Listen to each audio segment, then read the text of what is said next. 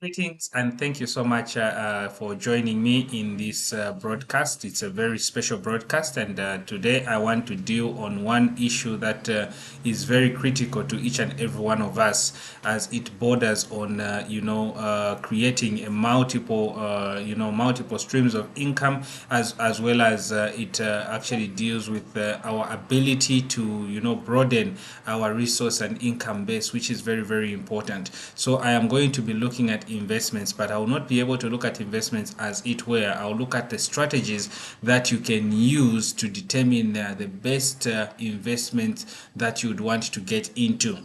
For some of us that are working, and for those of you that are doing business, of course, it is imperative that you prepare for a retirement. And how do you prepare for this particular retirement? You can only prepare for retirement not by relying on your salaries and everything, but by broadening your financial base or your income base, as it were. And once you broaden that, you'll be able to ensure that you secure your future and the future of those that you are taking care of and those that you are actually pretending over. So I'm going to look at strategies that you can use as a professional or as a career person to actually be able to appraise these investments opportunities and be able to come up with the best investment opportunity that you can ever come up with. So to start with, you need to look at what I call the net present value.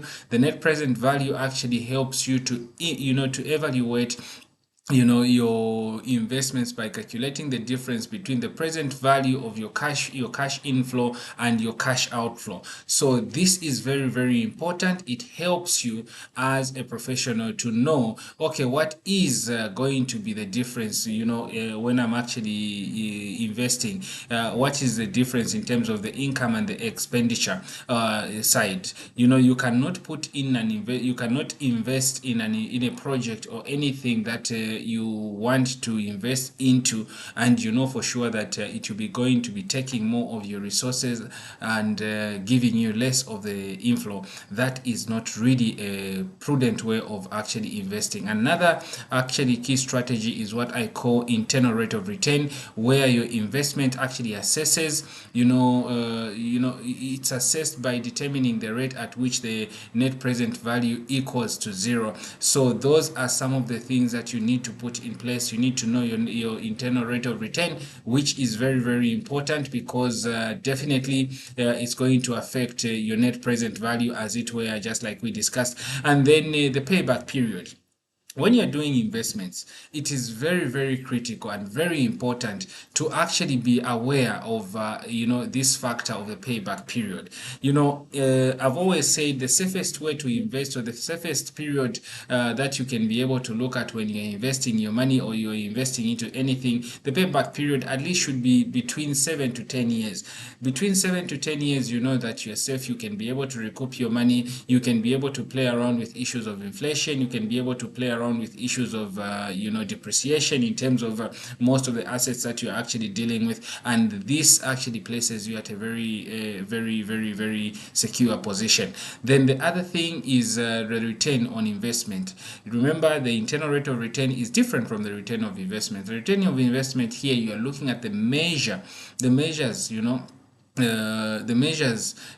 that investments performance is divided by net gain. Okay, so you are looking at the net gain that you have by the initial against the initial investment. So you need to use these particular strategies. Then the other thing is what I call the discounted cash flow. These actually are terms that are used in economics. They are also terms that are used in finance, and I'm very sure that most of us as professionals, we are very, very much aware of these particular strategies and these particular terms that we are using. So discounted cash flow evaluates the investments by calculating the present value of the future cash flow using the discounted rate. So these are some of the things that you should be able to look at, and they will be able to help you to determine the best investments to get into.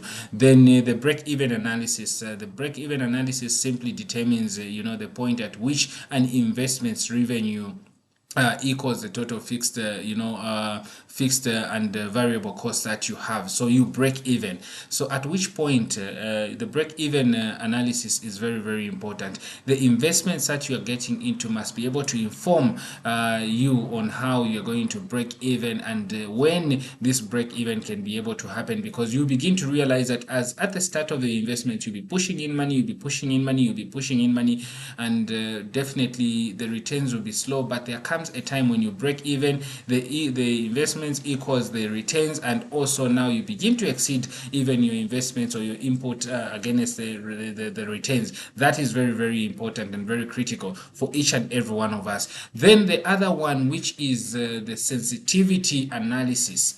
The sensitivity analysis is very, very important. It tests how changes in the assumptions of the investment outcomes happen.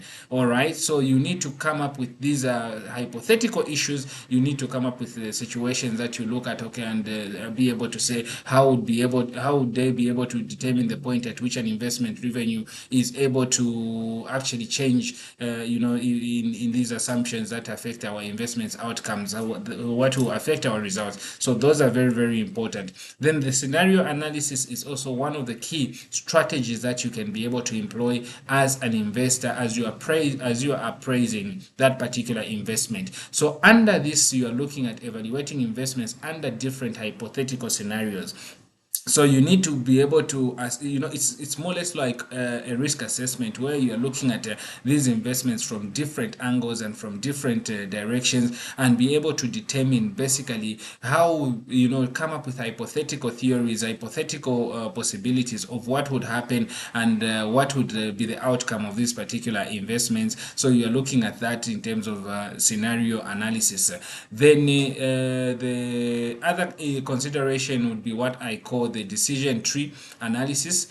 Going forward, I'll actually be able to zero in and talk about the decision tree, how it affects professionals and how it affects our investments, not only from the investments point of view, but also from many aspects of our undertaking and how we make these particular decisions. So here you are visualizing your investments decisions and their potential outcomes using the tree like diagram. So it's more or less like a growth strategy. It's more or less like a growth analysis. So you are visualizing it. You are visualizing, okay, how would I want to grow my money? How would I want to grow my investments? And how do they align basically with this particular investment opportunity that presents itself? Then from there, last not but the least, I also look at cost benefit analysis. Cost benefit analysis is very, very important. It compares the cost and the benefits of an investment to determine, its feasibility. So cost benefit analysis, we conduct this particular analysis in many aspects of our lives.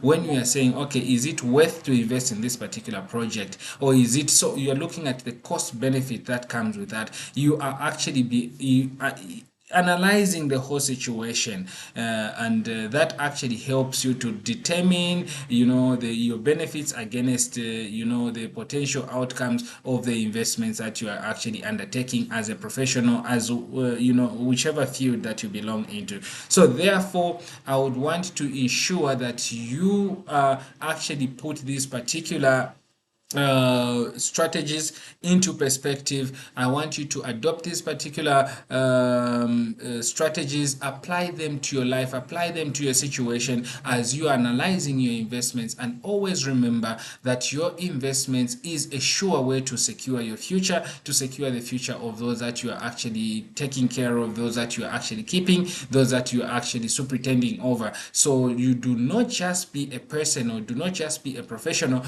that actually only relies on salary. Actually, salary cannot even be able to give you the life that you want. It's just a small it's just there for sustenance. But definitely when a salary is cut off, you need to rely on your investments. You need to fall back on your investments, and those are the things that are going to sustain you. Those are the things that are going to help you be able to sustain your future as a career person. Thank you so much for joining me on this particular broadcast. Once again, I am your host, Richard Richard Mumbi, and I'm looking forward to be interacting with you on many other topics. Please click on that button and subscribe to this channel for you to be able to follow everything or every presentation as it comes, so that you do not miss any one of them. Thank you so much, and have a wonderful and restful day as we see you in the next broadcast. Thank you.